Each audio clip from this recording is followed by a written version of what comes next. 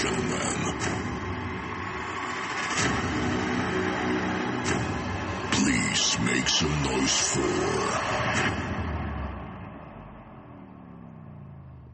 the Midnight Hour.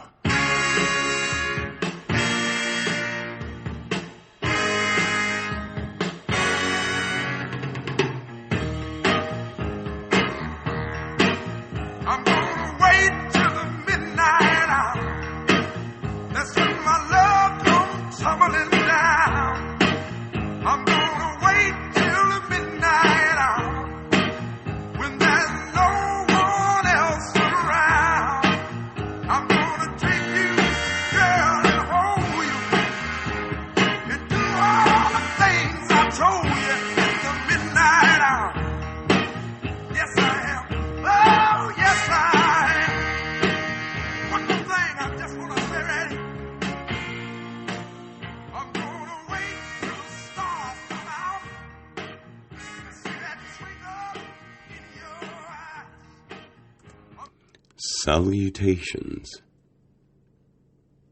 Welcome. I am Midnight.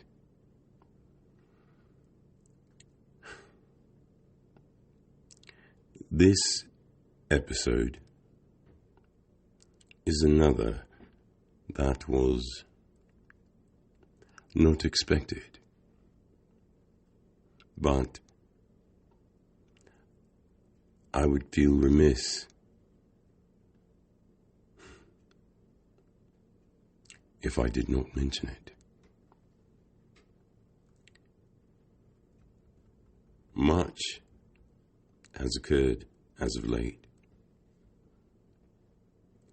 even more than when last I spoke those words.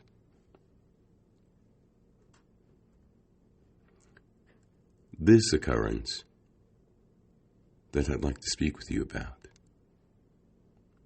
is not something from the world stage. It's not something from the chaotic masterpiece we seem to be living in. No. This is more personal. This is home.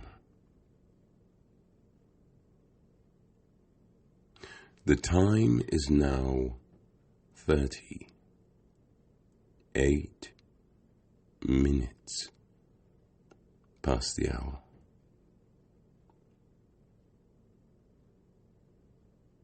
This may be a different ride, but join me.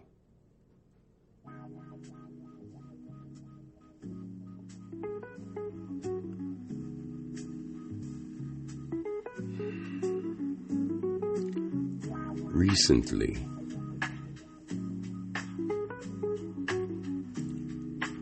I had the opportunity that rarely comes my way. We speak of so many others that live in bubbles, sequestered from much of the rest of the world. Sound chambers,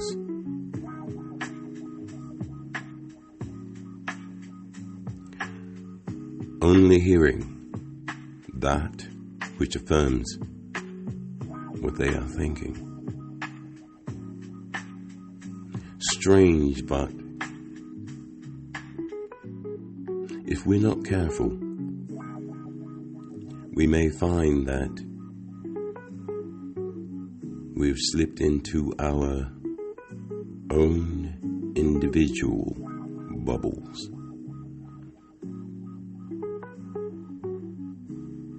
What brings this thought about, strangely enough, was an invitation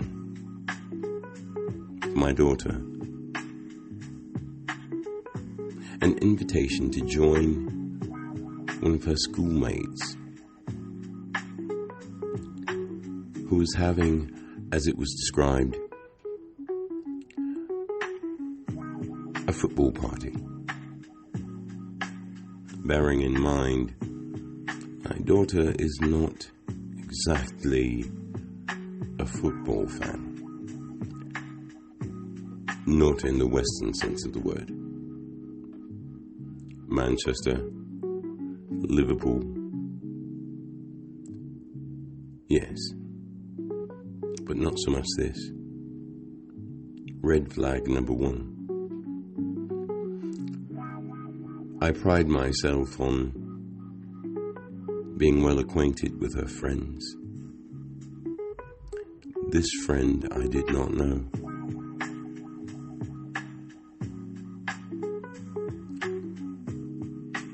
She assured me that she had mentioned it in passing before, but I am not quite that slow yet. I, of course, did my due diligence. As it turns out, the young gentleman stayed with his grandmama, his nana. Not unheard of. Then the location. A considerable distance from the city limits. I did not have to, as they say, turn off the paved road. However, I had an idea of the surroundings. I contacted said grandmother. In all honesty, she seemed a bit taken aback by the sound of her voice. Her tone didn't so much change as it stuttered, stumbled. I was not what she expected to hear. Still, being ever aware of possible bubbles and not wanting to deprive my daughter of an opportunity to better her socializing skills, we made the trip. The further we got, the more it felt strange. The closer we got, the more it felt surreal. There were indicators, shall we say, scattered about, which in and of itself gave me pause, but as we pulled up to the address, what caught my eye, what was unavoidable, was the banner outside, draped practically across a portion of the home. Impressive in its breadth. It was gargantuan. As my daughter and I pulled directly in front of the home, we looked directly at each other and, without a word, decided to find some higher ground, i.e., we left. It was a quiet ride back home. Both of us seemed to be deep in contemplation.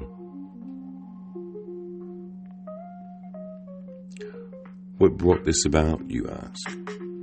I know. Well, going back to those bubbles, sometimes the interior can be mirrored. We don't see so much outside as we gaze at our own reflections, seeing exactly what we hope to, what we expect to, seeing the people, the person, the individual that we are. Flawed, of course, but in our own minds, a decent human being. I still believe I am. I know for a fact my daughter is, but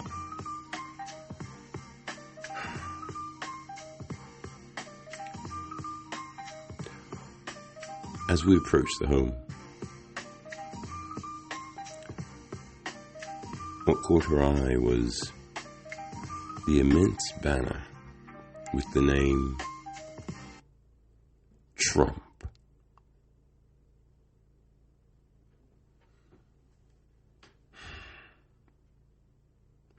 It wasn't until that moment that I realized this country, this point in time,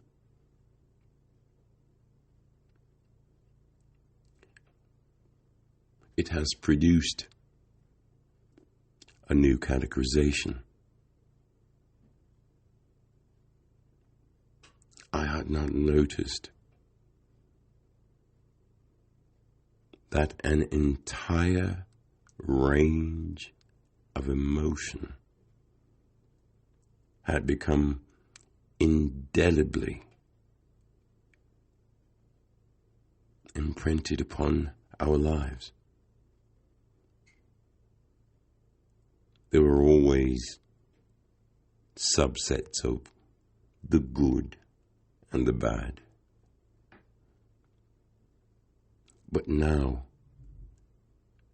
to realize that an entire portion of the population, through many of their own actions, have been cordoned off under the title of MAGA.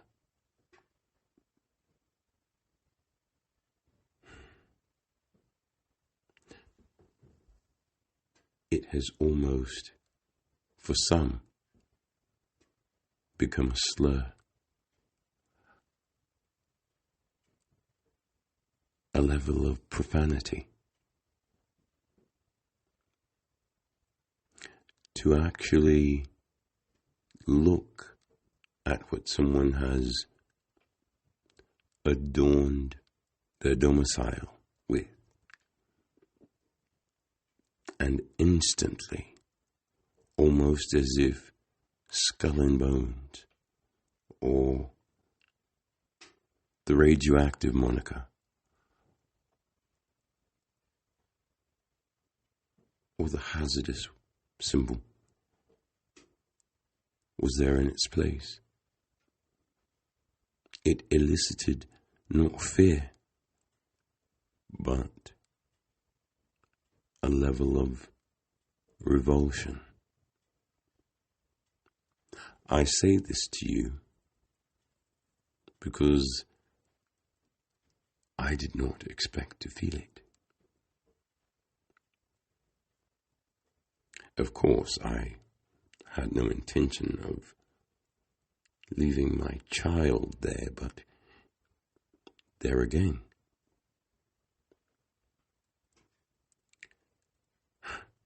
that discomfort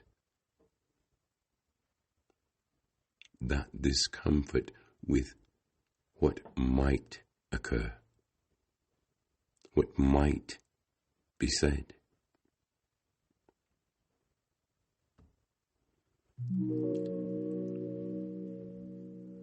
For those of you who don't know me, I would be considered in that circle the trifecta of all that appalls them.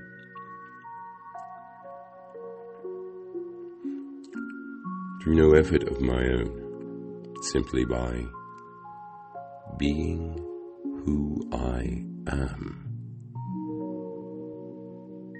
And it wasn't until that moment that I understood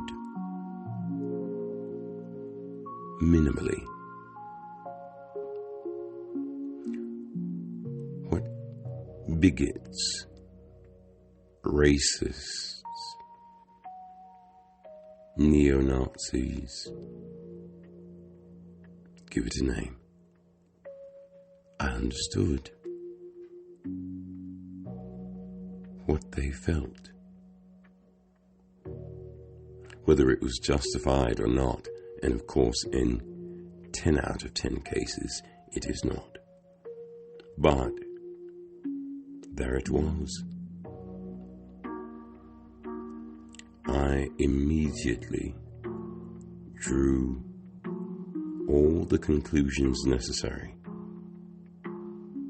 about everything that could be expected within the walls of that home.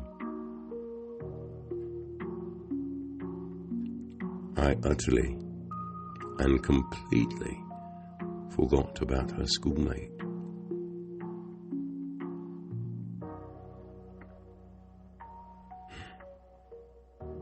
You see, that is what they describe.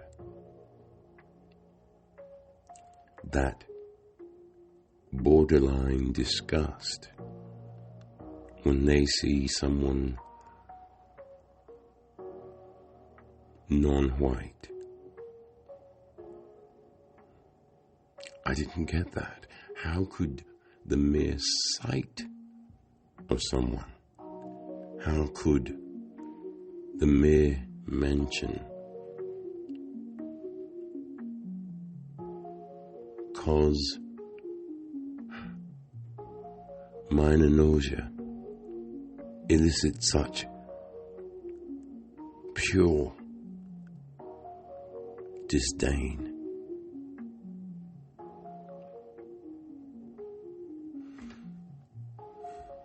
I am considered, I believe, so I've been sparsely told, myself to be an affable person, whether a pauper or a pope. I believe that we could have quite the sparkling conversation. Seeing that sign, however,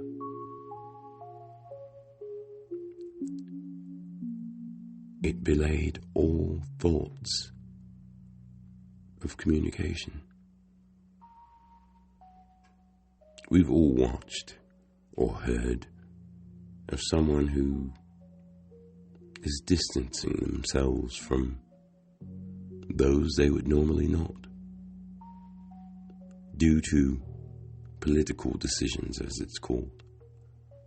But the decisions that brought about the distance was not simply political. I realize now it was a statement, and by all means, state your case, state your claim, speak your heart. But for the issues at hand, the detriment being proposed, this is not simply choosing the other team. This is choosing the other reality. the one that many of us know leads to failure. All that gleaned from a banner draped across the side of a home.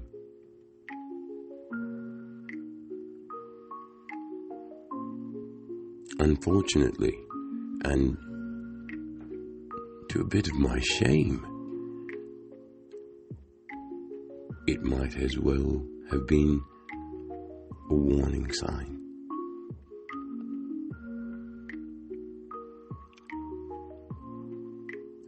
Just an episode prior, I spoke of, yes, our vessel may be damaged, but we cannot afford to stand by and point fingers while it sinks, in essence.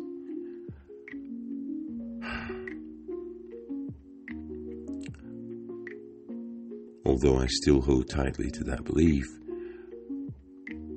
I feel a bit hypocritical. There was an opportunity, albeit somewhat in the belly of the beast, for me to step forward. Not so much extending an olive branch, but at least opening a line of communication. And again, to a bit of my shame, I made no such effort.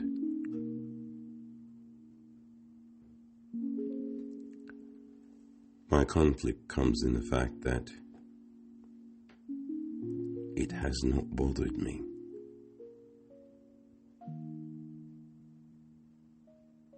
A missed opportunity is still a missed opportunity. But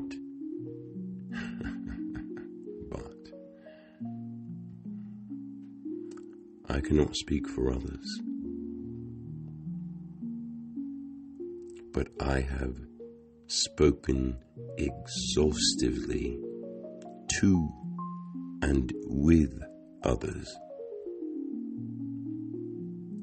seemingly to no avail. In essence, we both lost a portion of our lives, a small chunk of time, for something that I dare say neither of us felt that we benefited from. Anyway, I don't want to draw this out. I simply wanted to draw your attention to it. I stated very early on, I am no angel, far from it, but somewhere in my bubble, I perceive my reflection to be a bit more fair-minded, even keel.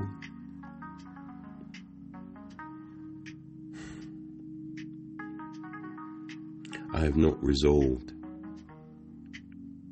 this conflict, this minor inner tussle, but it has registered. How do you react? How have you responded? Post-election, post-extracurricular chaos. What happens when you're given the option to spend a portion of time with someone who supported the bulk of what you disapprove of? Were you able to pull back your emotion, your opinion, your judgment. I was not even close. It was in rear view before I even realized what the station was on. I believe the song was Not Like Us, ironically. This wasn't meant to make you think. It's what I've been thinking. I don't know whether to tell you, strive to do better. I understand if you do the same. Or just avoid it altogether. But that's it. In this life, there are a few things we can avoid, especially the unpleasantries. They will seek us out. If not direct contact, through one we love. Anyway, I don't want to drag this out. It's taken long enough. What I would prefer is that perhaps you consider for yourself what you might do, what you have done. Let me know. And in the meantime, get what you need. Relax.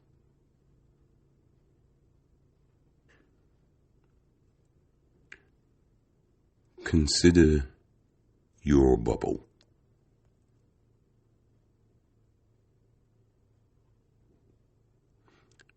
While we slip in between and enjoy some mellow morning magic.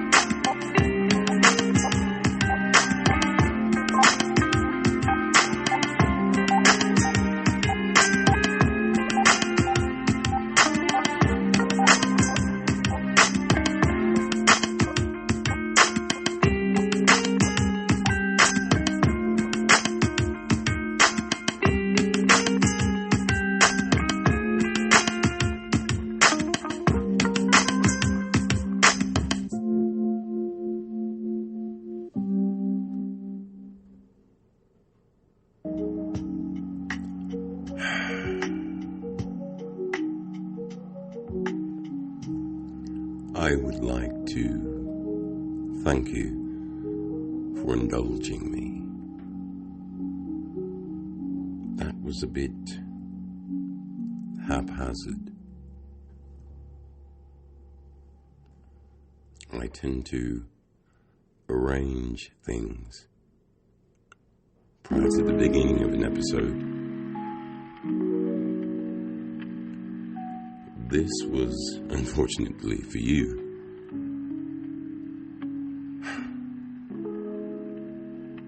directly from my mind to your ears.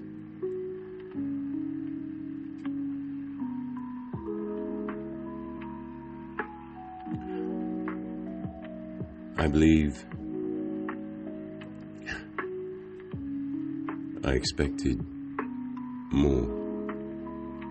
more understanding, more empathy. However, more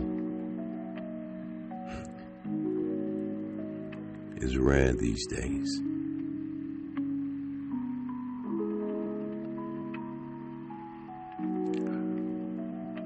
I have no lessons for you, just something to consider. I don't know how we will fill in this divide if we are unable to communicate. Again, I have no answers, but I do have a willingness, not out of empathy or understanding, goodness knows not sympathy, out of necessity. We are all here, in it.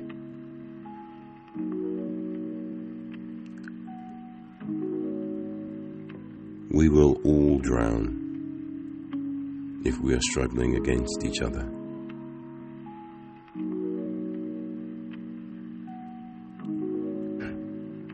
Unfortunately, I still don't know how to make it stop, so in the meantime and in between time, I would like to ask that you consider what you want.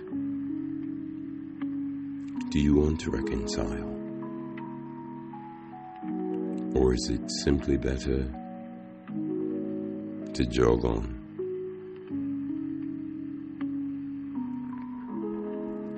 Journey well.